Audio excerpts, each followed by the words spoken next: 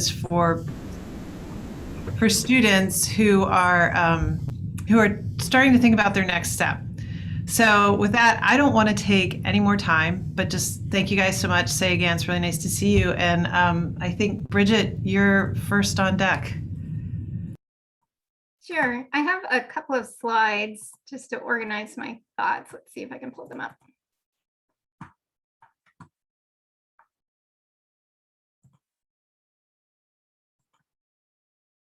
Let's see. All right. Can everyone see my slides? You can all hear me okay? Okay. All of the requisite Zoom questions. Can everyone hear me? So yeah, welcome, or good afternoon. It's really good to see all of you. Some familiar faces. I am Bridget Burke. I graduated from the program in 2017. My PhD was in epidemiology, and sorry that Alden's not here today because Alden was my advisor. My research at Hopkins was focused on multiple chronic conditions, and I was measuring multimorbidity using a network or a systems approach. And then I switched a little bit for my postdoctoral fellowship to dementia, which I did at Kaiser Permanente Washington Health Research Institute. It was sort of a shared position with the University of Washington in Seattle. I did that with Paul Crane, who was or is a colleague of Alden. And so that was how I got hooked up with KP in Seattle. And I worked with the Adult Changes in Thought study, or the ACT study. It's a nearly 5,000 person cohort study. It's a really neat cohort because in addition to having the cohort visits, the regular visits where they collect data, they also are linked to all the Kaiser Permanente medical records. And so they have data going back on some of these people to the 1970s. And then they also, another unique part of the study is that they have an autopsy program. And so they've collected nearly 900 brains. And so you can link up these medical records with brains. And I got hooked in with the neuropathology researchers there and published a couple of studies on dementia neuropathology. So as I was doing my postdoc, every month I would meet with my mentor and he would say, what's the topic of your K award? And every month, unfortunately, I would say, I don't know. And after this went on for quite a while, I started to wonder maybe, I'm not cut out for full-time research, to be honest. I enjoyed my postdoc a lot. I thought it was interesting. And there were also just some things about it that I wasn't sure were meant for me. And so one of the things I thought, well, maybe I just miss the academic environment. And so I started teaching. The University of North Carolina at Chapel Hill was developing an online MPH program. So I actually started teaching biostats to first year MPH program students, which I really enjoyed a lot. I like the teaching, I like the mentoring.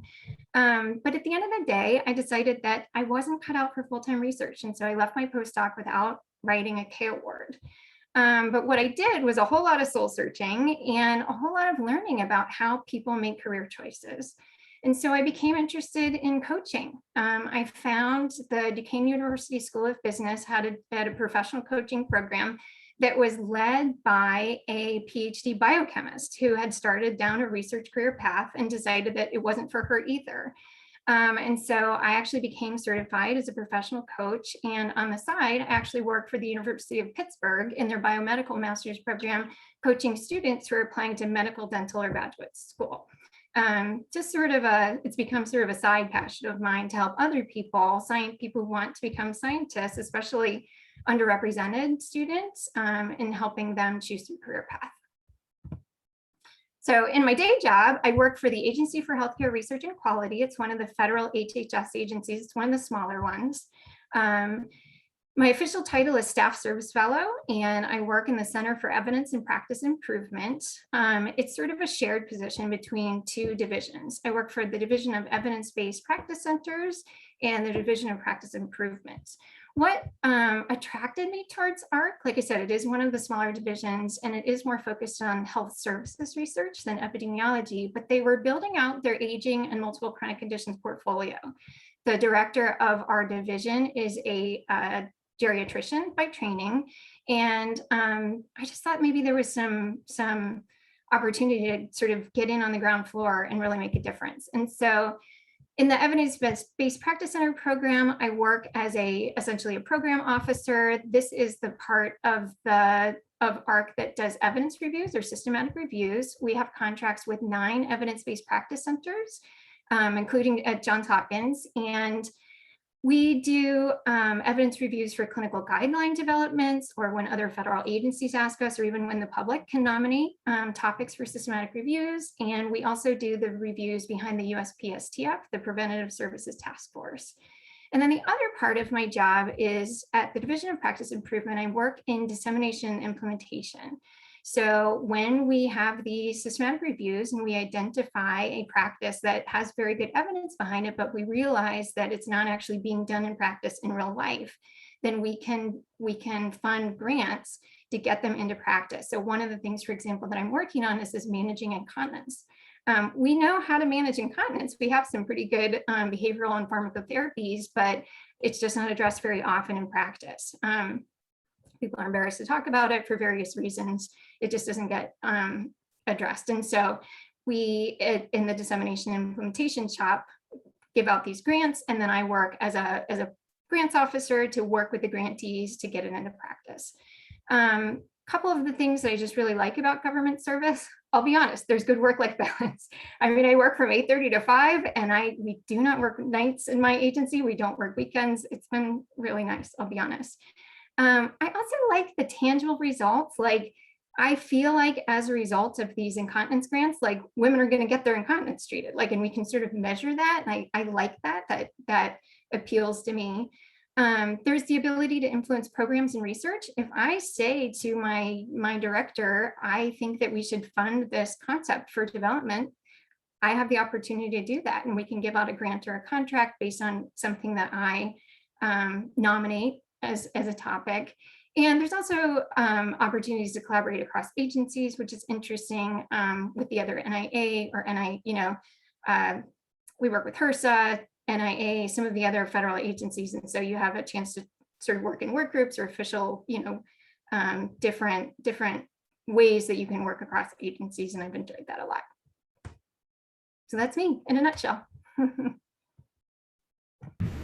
Wonderful. Thanks, Bridget. Does anybody have one or two questions for Bridget before we turn it over to, who's next? I think Elizabeth's next.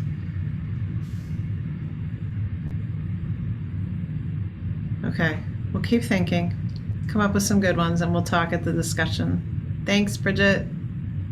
Okay, Elizabeth. I'm muted. Okay. Can you hear me now? Great. And then slideshow. Okay. Can you see my slides okay? All right. So my research interests are in developing statistical methods for neuroimaging data. I worked a lot on this when I was part of the EBA program. The methods that I work on are first and foremost motivated by clinical collaboration. I do a lot of collaboration with radiologists and neurologists, and I work on translational problems with a focus in multiple sclerosis. But to give you guys a little bit of a background, I actually had a very windy career path, I would say. So I did my master's and my PhD in biostatistics here at Johns Hopkins. My advisor was Cipriano Cranicianu. And I graduated with my master's in 2012 and my PhD in 2016. And whole time I was working on neuroimaging research. Then I went to Rice University, where I did my postdoctoral fellowship. And during my postdoctoral fellowship, I kind of started to have maybe some doubts if I wanted to stay in an academic environment. I had really enjoyed the research I had been doing up to that point, but I got very, very curious about industry. So this part up here, I'm going to skip for a second. And I took a little detour on my career path and actually worked in healthcare tech for a couple of years. So I went from Houston to New York. I started working at Flatiron Health. I don't know if you guys have heard of that, but it's a healthcare tech company that does cancer research. They do a lot of electronic health records research. And so I completely switched. I had never done any EHR data stuff before, but I was kind of just interested to see what that would be like. And I worked at Flatiron Health for about a year and a half. doing validation of endpoints that were derived from EHR data. And then while I was there, I found this other healthcare tech company. They actually approached me, called Covera Health, that they did claims data analysis. So the whole thing at Covera Health is they are trying to route people to better quality radiologists so that people get a higher quality of care. And so they try to, from claims data, figure out who the highest quality radiologists are, and how they can get patients to them, and what the return to insurance companies are for routing people to higher quality radiologists. So I worked there for about a year, but then I really started to miss academia. So when I was at Covera, I actually started teaching in the evenings at Columbia. I taught like a longitudinal data class in the evenings. I realized I missed teaching, I missed doing research, and I just missed the academic environment. I wasn't getting what I wanted from working in healthcare tech. So that brings me back to where I am right now. I'm an assistant professor at Weill Cornell Medicine. I've been here for maybe, about 2.5 years. And I've gotten back into kind of the same stuff that I was doing during my PhD. So I'm working a lot in neuroimaging in patients who have multiple sclerosis. There's a great multiple sclerosis group here. And very happy with that. And that's kind of where my career journey has gotten to now. But yeah, if you have any questions about, if anyone is curious about industry, I have experience there and lots of opinions about it. So happy to share those. Great. Thanks, Elizabeth. Thanks. I think industry is always one of the big question marks for people who are quantitatively oriented. So anybody have a question for Elizabeth before we move on to Vijay? Okay, I'm going to take this as we're going to compare and contrast experiences and talk at the end. So with that, I will turn it over to Vijay. Thanks, Jennifer. And Brian and Karen, even though she's not here, I appreciate the invitation to be here. I was an EBA fellow as a PhD student, and I graduated in 2015. And the EBA was awesome. Obviously, it provided funding for my PhD, but also it was a really cool mix of focus on biostats and epi with sort of more conceptual or biologic areas through mental health department, which is where I graduated from. But also there was a focus on the clinical side too, which was super cool. And I remember being in clinic with Sevia when she was seeing a FTD patient, I think. And it really, sort of for someone that comes from more the quantitative side, you don't get to see the sort of more of the clinical side. And so EBA is really cool in how it's structured. And so I really appreciated that. My academic or career path, I wouldn't say it was meandering, but I sort of, there are two things I think that I guess I've stuck to. I was thinking about this when Brian invited me, what I would talk about, or what was consistent at least. And there are two things I think that I've always thought about when I made the next decision to get a job or to go to graduate school or whatever that was. And, one of them is actually liking the work that I'm going to do. So that's number one. And number two, liking the people I'm working with, as well as the mentor that I would be with or working with. And that's about whether that's a boss or a mentor, depending on, or a supervisor, depending on where you are. I never made a decision to do anything without those two things being in place. And that's worked out pretty well. So I was an English major in undergrad, and I was a writer for a few years after that because I liked it and I liked the professors I worked with. When I came back to Baltimore, Michelle hired me, I don't know why, as a part-time RA for one of her studies. It's not clear at all why she hired me. I had no background, but I was introduced to what research is. I didn't actually know what that was until I started working with Michelle, and it was a great experience. I was like, this is really cool. I got my MPH at Hopkins, and then eventually my PhD at the Department of Mental Health, because I really enjoyed it. I really enjoyed the focus in the Department of Mental Health, both on the methods as well as the biology. And that's something that Michelle always sort of hammered home. I really enjoyed that. And I also had a really good relationship with my mentor, as well as a number of other people who are associated with EBA, Chin Lee, Sevia, Marilyn, Karen, Brian, all awesome relationships, which was the reason why I stayed at Hopkins for, I think, 10 years, through being a part-time RA to getting a PhD. After that, I ended up I had a couple options for a postdoc. One was in a couple at an academic institutions, and then one at the NIA, so the National Institute on Aging, the intramural program. So these are the people that don't get grants.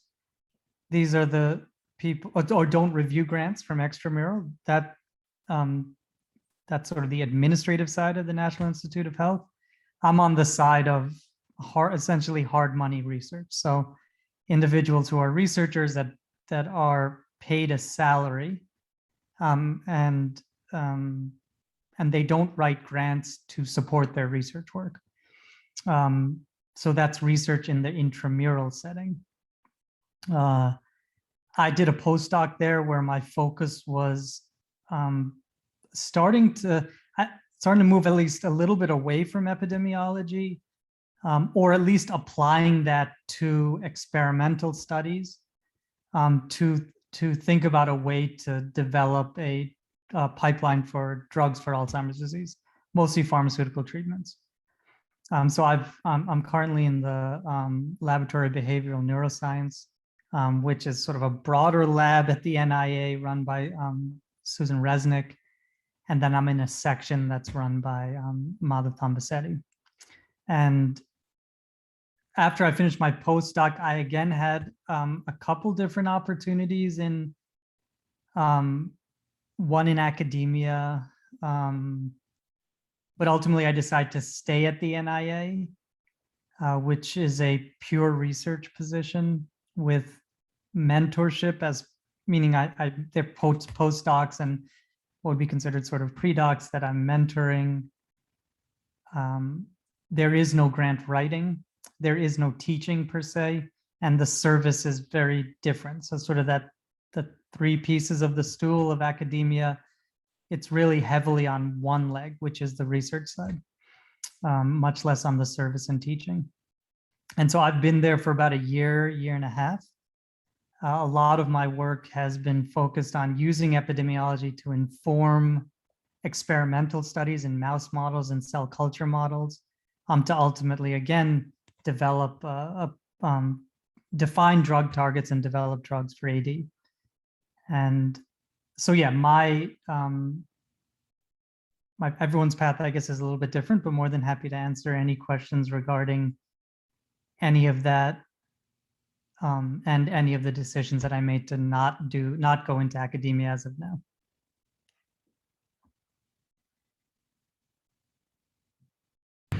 Okay, thank you. So 3 different perspectives. We've got government, we've got an agency, we've got academics, we've got some industry in there as well. Let's hear it, guys. What kind of questions are there about these paths? I can start, I guess, but I'm definitely someone who's really interested in the industry academia comparison, just in terms of like pros and cons and what sort of the day-to-day differences were like, and then also like work-life balance, lifestyle differences as well. Elizabeth, if you could speak to that, Yeah. that'd be really helpful for me, I think. No, definitely. So I think I'll start with the work-life balance. I do think and it's not this, I think I have a lot of friends who work in industry, and there's every type of work-life balance you can imagine. Like, I have friends who work at like these startups that are just getting off the ground, and they're working like they tell me 15-hour days, but I don't know how that's possible. But the two positions that I had, Flatiron and Covera, were very balanced. Like, in New York, you don't come to work until 10 a.m. Like, that's just kind of the rule. And then, you'd work from 10 till 5 or 6, and nobody would really, unless there was something really important, nobody would bother you in the evenings or on the weekends. So I do think work-life balance, in contrast, in academia, it's definitely less, like, you definitely have to show up every day to work. In industry and like in academia, you can kind of create your own schedule. You might not work one day, pick it up another day, or do what you want. But I do think it's a little bit more regimented and a little bit like easier, maybe yeah, like it's more regimented. So if you like a very regimented schedule, industry really does well with that. I myself had a lot of trouble with that. I remember the first week of work, I was like, man, we're like going, 8-hour days, one right after the other. And like, it wasn't what I was used to with working in academia. Do you have any other questions about like the work-life balance for that I can elaborate on? No, I think that was helpful. Okay. But just like in terms of like day-to-day differences, or like what you're actually Yeah. spending your time doing. Yeah. So day-to-day, it's really, really quite different. So what I really love about working in academia is I kind of feel like I get up in the morning and I decide what I'm going to work on. I mean, there's obviously like, some looming things that need to get done, or, somebody's bothering you about something and you've got to do it. But I feel like I decide like what projects I'm going to work on, who I'm going to collaborate with, and those types of things. So I feel like I have a lot of autonomy in like what my day looks like, and I kind of pick. In industry, it was a bit different for me. So you would have like and this is something that really I did not like. You would have like a project manager, and the project manager would kind of assign you what you would be working on, and then you would have like different tasks that you would need to complete, and you would kind of have to check in on those types of things. So something common in healthcare tech was something called a stand-up.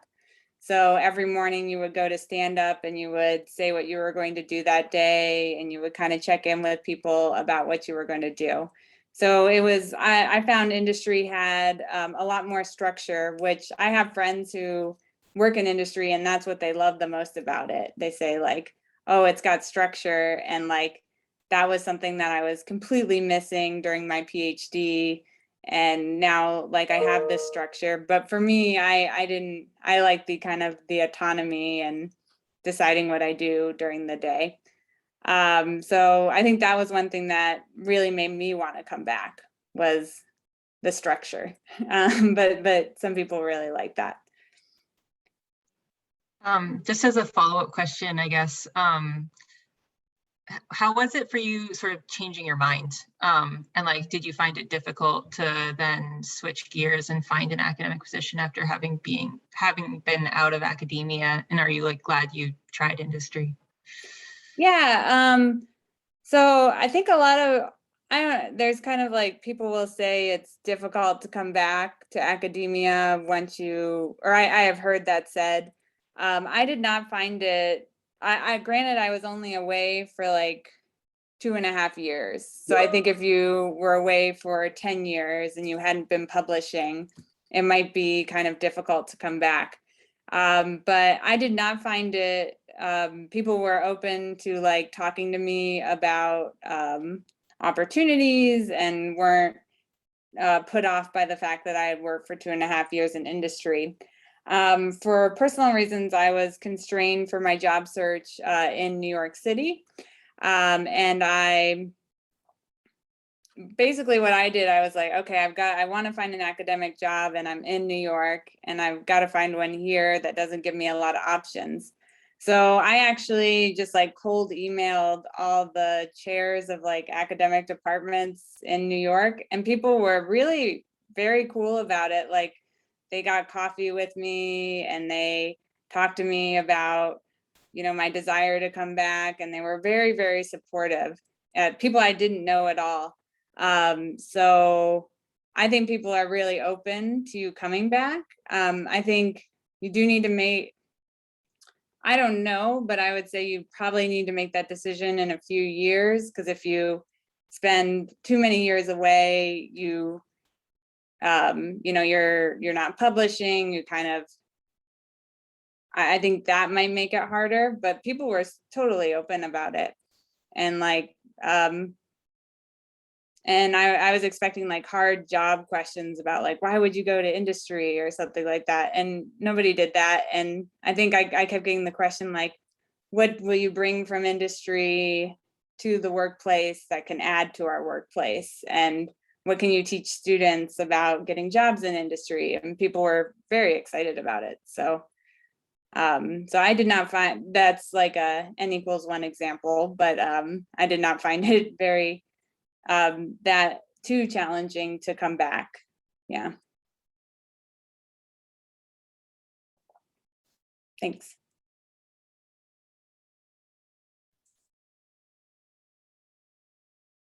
I wonder, Vijay or Bridget, if either of you would like to comment on, you know, work-life balance in your current roles is also your sort of typical workday in parallel with that question. Would you like to go first, Vijay? No, you can go ahead. Okay. Like I mentioned, my work-life balance is really incredible. In our center, they really discourage even the bosses from working at nights and weekends, although I'm sure that they do, but because what they don't want to do, it's sort of catchy, right? Somebody emails somebody late at night and then people feel obligated to email back, or on the weekend, or, you know, that sort of thing. And so there's a real emphasis on not working nights and weekends, which I just really appreciate. Yeah, for me, government service has been great in terms of work-life balance. We are actually working from home full-time too. And so, you know, there's not even any commuting at the moment. In terms of what I do during a day, my day is also very self-directed. I could be working on, like I said, developing a concept.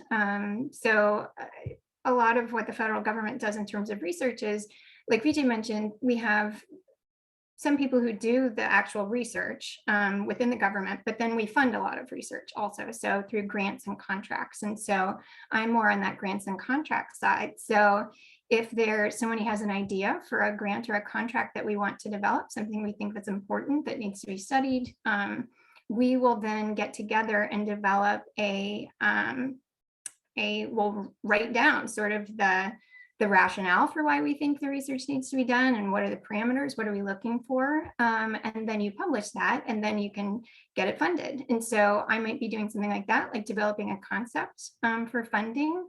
Like I said, I also serve as a program official, which is a grants officer. So I might be sitting in on a study section. I might be actually helping decide from a programmatic standpoint, like which grants that we want to fund. And so I get together with the other scientists in our division and we kind of look at the scientific merits and the pros and cons of grant applications and help present to senior leadership so that they can make a decision on which grants to fund. At any point, I can take any sort of training or class or any sort of professional development that I want to sign up for. I mean, I don't even have to ask. As long as I have room in my schedule, I can just sign up for it, which I actually really appreciate. I find that intellectually, you know, good for the soul. What else do I do on a daily basis?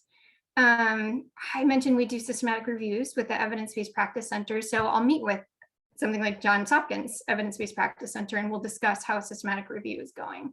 We'll kind of say, you know, hey, what studies are you finding, or what questions do we have, or that sort of thing. So meeting with other researchers who are doing the actual research for the government through these grants and contracts. Yeah, like I said, very completely self-structured for the most part on my part, which I also actually really appreciate. I kind of like to work independently. And, you know, but definitely some teamwork and some team meetings, which I appreciate, working with other colleagues as well. I guess my work-life balance is it's whatever I'd like it to be. It's self-imposed, so I can only blame myself because I don't think I do have a great work-life balance. Well, actually, I don't want to say that. I like work. I mean, I would do what I do for free. And I don't think about when I'm going to retire. I just don't think about work like that. And that's a privileged position to be in. I also have always worked with people who also really like what they do. And so I'm often working on weekends. I wake up in the morning because it's calm in the house and I can read stuff that I just don't get to read during the day, scientific articles that I just want to read because I'm interested in it. So I think having a family now, I think I need to think more deeply about what it means to not work. I guess like Sabbath kind of stuff. But it's all, when you work with people that are very excited about what they do and probably would do what they do for free, which has just been what my experience has been, it always goes on into the evenings and weekends.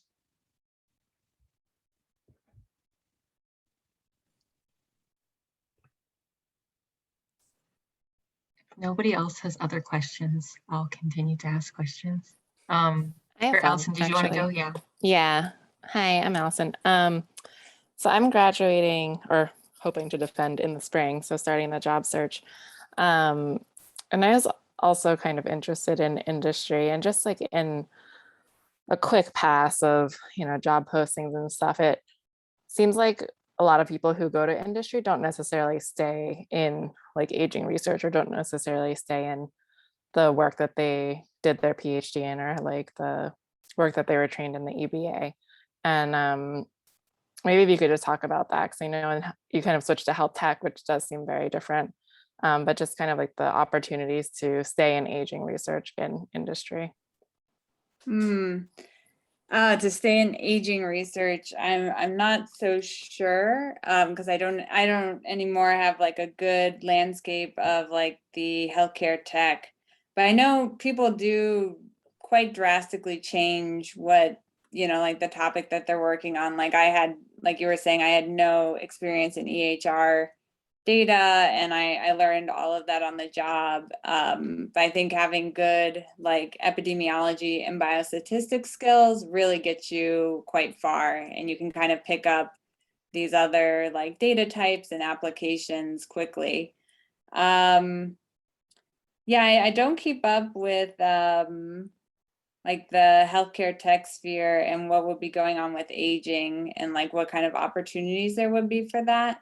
So I can't really say, I can't really answer that question. I'm sorry, but yeah, people, I mean, and just from like my PhD cohort, like we have people who went to finance, we have people who went to healthcare tech, we have people who did all different kinds of things that they didn't do during their PhD at all. But there's definitely like an uptake cost.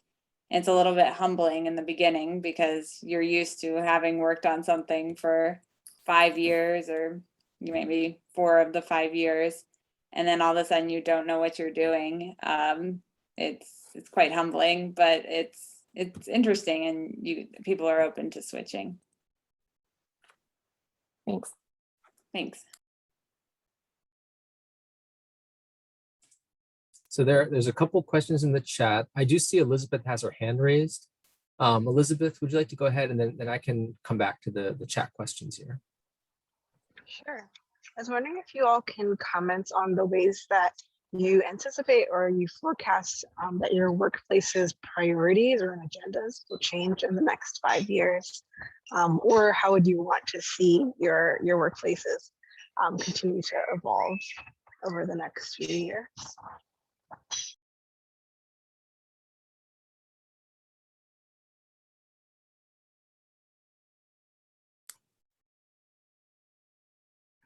I can speak very quickly to the NIA. Now, whether I'll be there in 5 years or not is unclear. But it's already shifting in, aging matters, Alzheimer's probably matters more. And it's not called the National Institute of Alzheimer's. So I think that very clearly research is becoming more focused on, in fact, I would say there are a minority of Alzheimer's researchers at the NIA, a vast minority of Alzheimer's disease, actual Alzheimer's disease researchers at the NIA. So I see the NIA moving towards a focus on Alzheimer's disease. I also, COVID is a great example of industry National Institute partnership. That's happened before, but this is sort of a big deal. And so I do see also industry, National Institute, and extramural partnerships moving forward in terms of how clinical trials are designed, because they need to be big. If you're looking at preclinical AD, I do see a lot more mixing of industry and national institutes in particular, but also extramural and intramural, spending a lot more time working together. And there's a huge emphasis on underrepresented minorities in getting them in clinical trials and also having them be part of the research program at the IRP. I see that changing pretty significantly. IRP is the intramural research program. I see that changing very significantly. So more women who actually are in PI type positions, and more people of color in actual PI type positions. I see that changing. I may piggyback off of that. Is that okay if I think that what Vijay just said is really, really interesting and really relevant to the EBA, because the EBA is like this triumvirate, like a three-legged stool, or now a four-legged stool. And we're moving towards what are called adaptive trial designs. And so I think, Vijay, what you just said is really important for the training that the EBA gives you, because there are people here like Michael Rosenblum, who was here, and others in our biostats department who are very actively, and Liz Stewart, for example, in mental health and biostats, who's part of our works with us, is this idea that trial design has to adapt to the world we live in. And COVID is no better example. So I really appreciate what you just said, Vijay, because the EBA gives you tools in both, what epidemiology, biostatistics, and those two have to work together in mental health in our case to understand and adapt quickly, because the standard that was really the standard bearer of 15 and even 5 years ago is not going to be the standard of tomorrow. So I just wanted to make that, I'm living that right now. And I think that's a great point that you made.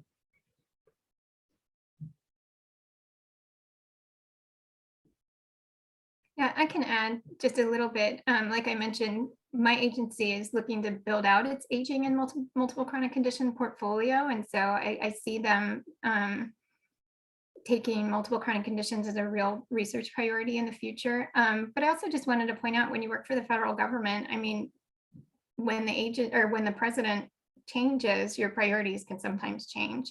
Some of them will be the same, like Alzheimer's will be there no matter who's in the administration, but we do get money from Congress, and so their priorities change and the president's priorities change. And so you have to just be nimble and a little bit flexible from administration to administration.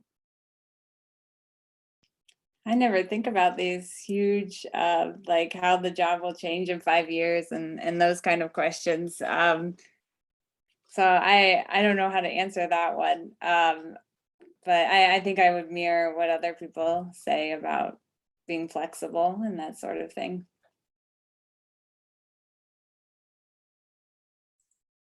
Elizabeth, maybe over the last 5 years or however long you've been in your position, have you noticed trends or changes happening in the past? In my department? Yeah, I've been here for 2.5 years, and it's kind of interesting. So I'm in like a population health sciences department. So it's like a lot of different people who work in different areas. And I'm like the only person doing imaging analysis here. So I work a lot with like the radiology department. So in my department, I don't know if I noticed like what changes and those types of things. So I haven't reflected on that too much. Yeah.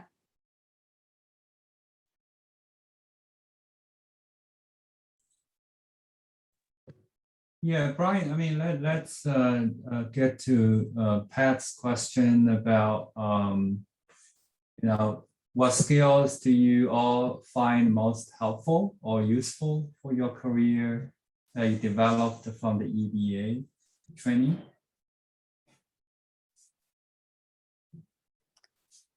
I think the best thing from the EBA training was those, when we would give our presentations on our research, like the communication skills that I gained from EBA, and giving presentations to I was used to giving them to like my working group in biostatistics, but giving it to a more diverse audience and learning how to communicate to people who may not be studying the same exact thing that you are studying has really helped me on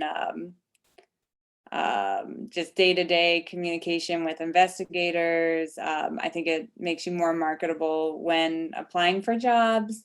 And like I do a lot of teaching, so it helps me communicate with students. So I think the communication aspect from EBA is my top one. Great, thank you. How about you, Vijay or Bridget? Yep, I think what's really cool about the EBA is that it does bring people from various different departments together. And what I thought was, and School of Medicine, School of Public Health, School of Nursing. So what I thought was really interesting is that all these schools and departments have different individuals that are recruited in. They're different ways individuals get paid, just practically, depending on where you are and which school you are. And so being exposed to what it means to be in a school of public health versus a school of medicine versus a school of nursing, I think very practically helped me understand what that could mean to take a position somewhere like that. So really it was for me, the relationships with faculty members and staff that were actively working in various different schools and departments, just understanding what that academia means so many different things. In fact, it's not necessarily even useful to define it as any one thing. It can mean so many different things depending on department, school, etc. Thank you. Anything else would like to add, anyone? I would just say exactly the same. I'm working with scientists from all different specialties, systematic reviews and implementation science and health services researchers, and being able to just like talk science with them effectively is really important. So don't, just stick with your epi colleagues or your biostats colleagues, like talk science with people from other fields. It's really helpful. Thank you. Okay, do we have, now it's 4:21. I guess we can have another round of question and answers. Anyone? I know Emma has another question in the chat. That I think is a great question broadly. Yeah, I can ask it too. I was wondering about if each of you could talk a little bit about like what your job searches were like, either right out of the PhD program or later on. Specifically, I'm interested in like finding postdocs or industry positions, but more generally as well, like what types of things did you find that were useful in order to get a landscape of sort of what was out there and what might be a good fit?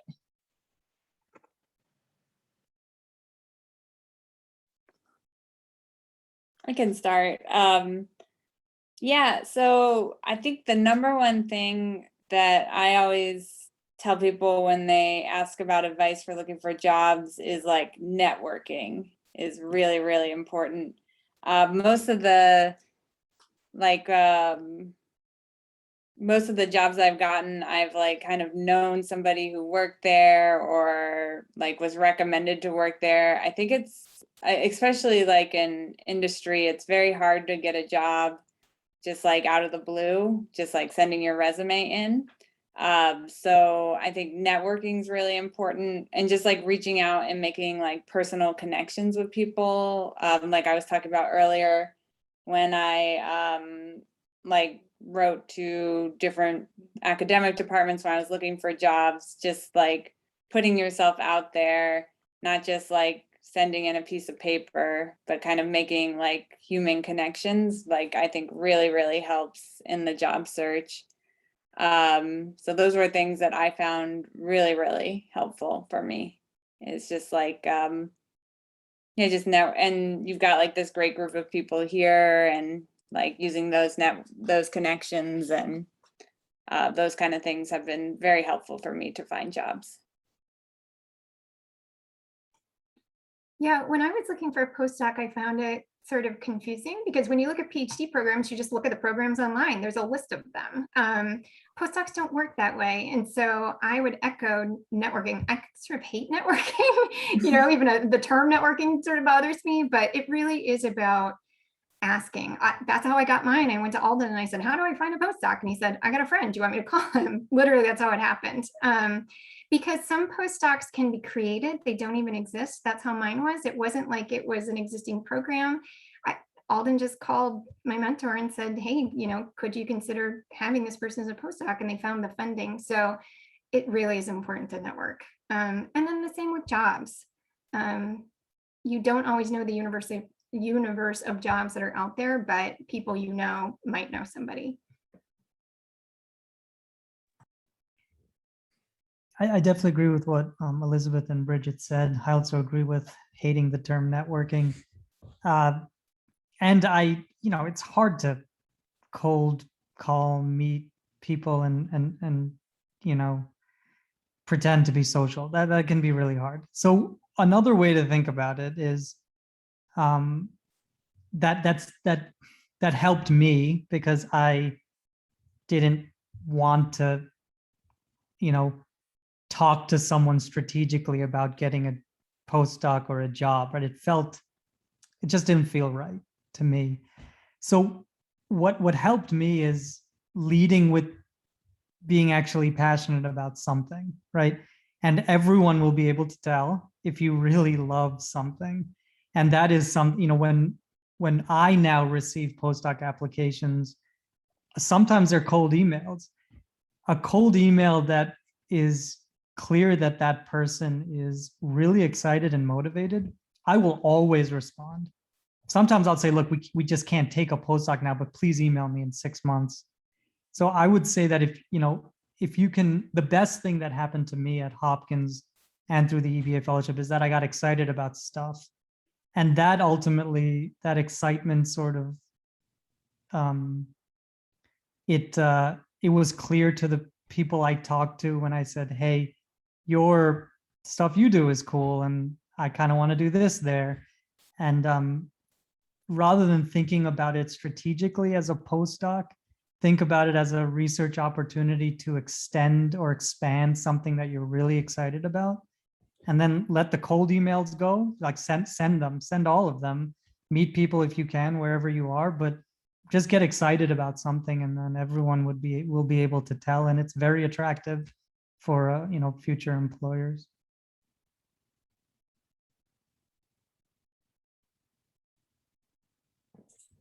Great, thank you. We are actually getting close to the end of Can I ask this. Chinli, do you have any comments? Do you have any thoughts on what was just all of this? Yeah, I mean, I was going to actually share a couple of things that just based on my personal experience. I mean, I think the things I wanted to say are largely have been discussed or communicated by our alumni of today's session. So one thing I wanted to maybe slightly different. I mean, so as some of you know, that when I graduated from biostatistics, I stayed on as initially as a scientist in epidemiology, but working at the Center on Aging and Health, and then I transitioned into a tenure track position in geriatrics. So I wish that I could have, made that transition earlier. I mean, retrospectively. I mean, so. Because I learned from, even within academia, there are these different tracks. I mean, so I think if you are someone who really are interested in being on a tenure track, I mean, if that's your passion, research is your passion as an independent investigator, and you need to focus on research. You know, it doesn't matter which track you are in, even though that you started with a non-tenure track position, but research should be your focus. I mean, that's probably sort of, I learned a lesson from my own experience. And try to minimize the distractions. I mean, the administrative type of work early on in your career. But again, I mean, this is just a one path, right? If you wanted to stay in academia and become a researcher and professor. So I just wanted to add that point. So, but Michelle, anything that you wanted to add? No, I thought that's fantastic. I think this has been wonderful. Yeah. Yeah, I mean, this is a very helpful session. I mean, I think I just wish then that I had an opportunity to have a session like this. I mean, so I wanted to thank the three panel members, I mean, alumni and of this program. So I think that thank you for your time and for your certainly your dedication and your sharing your experience with our program students. Thank you very much. And also nice to see you. I mean, right? It's been a couple of years at least, right? Vijay, nice to see you. Do you still travel to New York that often? Not as I'm not as often. As often. Okay, okay. Yeah, the pandemic certainly makes it more difficult, right? Very much so, and having little dependents, that doesn't make travel as easy. Yeah, yeah. Okay, so thank you so much for today's session, and hopefully we'll get to meet each other in person, you know, soon, whether it is in New York or where are you, Bridget? I'm in DC. In DC. Okay. Oh, that's Great. close. That's great. Thank you. Thank you very much. Good to see you all. Thank you. Thank Great you to all. see you. Bye. Bye. Thank you. Bye. Thank you. Bye.